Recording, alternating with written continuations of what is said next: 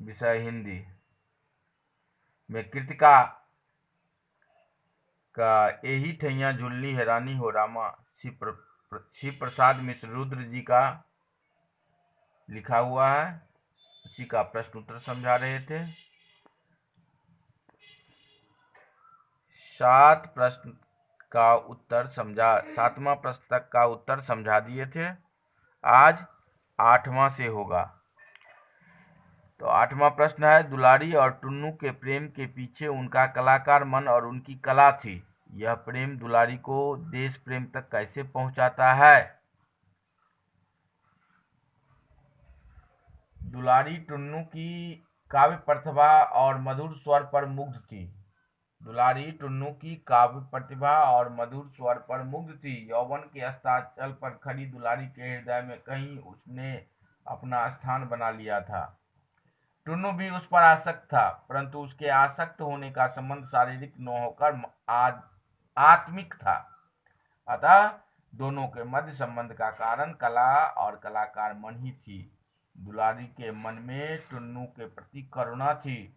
टुन्नू ने आबड़वा की जगह खद्दर का कुर्ता, लखनवी दोपलिया की जगह गांधी टोपी पहनना शुरू कर दिया और दुलारी को गांधी आश्रम की बनी धोती देता है। अंत में देश के दीवानों की टोली में सम्मिलित हो प्राण न्यौछावर कर देता है। इन सब से दुलारी भी प्रेरित होती है।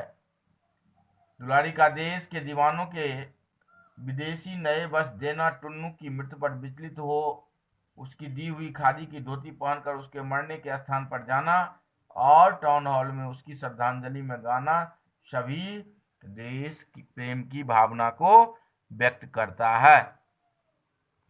9वां प्रश्न है, जलाए जाने वाले विदेशी वस्त्रों के ढेर में अधिकांश फटे पुराने थे, परंतु दुलारी तथा विदेशी मिलों में बनी कोरी साड़ियों को फेंका जाना उसकी किस मानसिकता को दर्शाता है?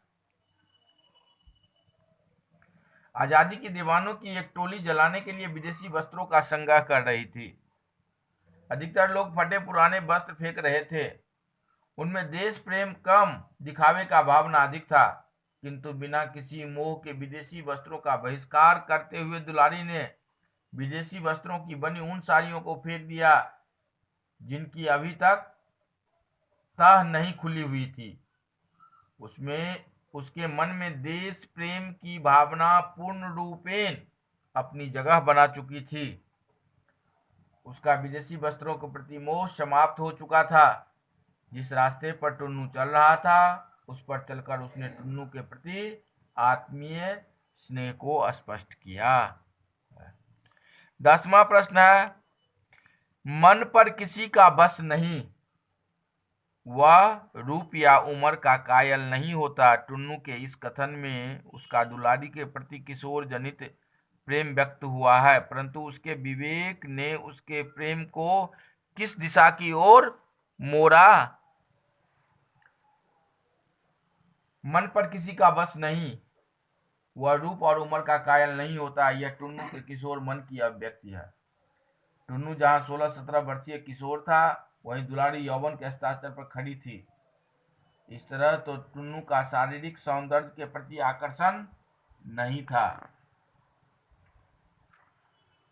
टुन्नू का दुलारी के शरीर के प्रति लोभ नहीं, बल्कि पवित्र तथा सम्माननीय स्नेह था।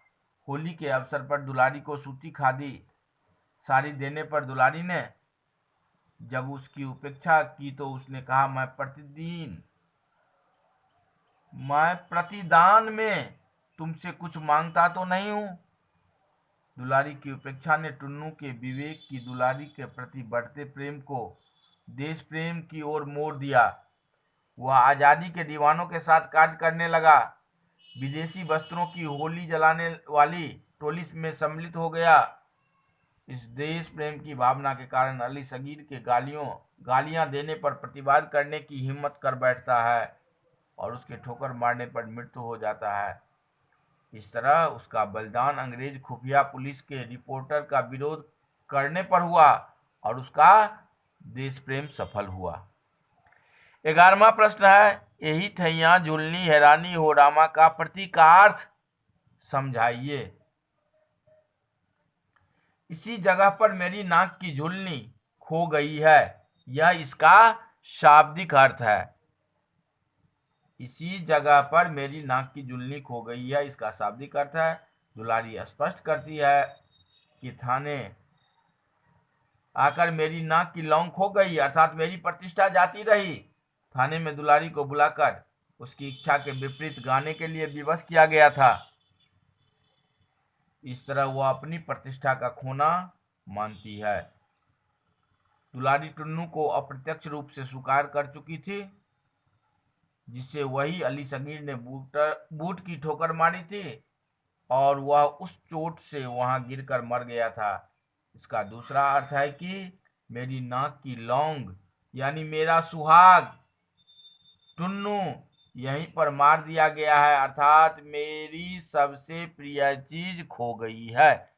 इस प्रकार यही ठैया झुल्ली हैरानी होगा दो ठो प्रतीकार्थक शब्द है, जो यहीं पर मेरी नाक की झुलनी खो गई है शाब्दिक अर्थ है, और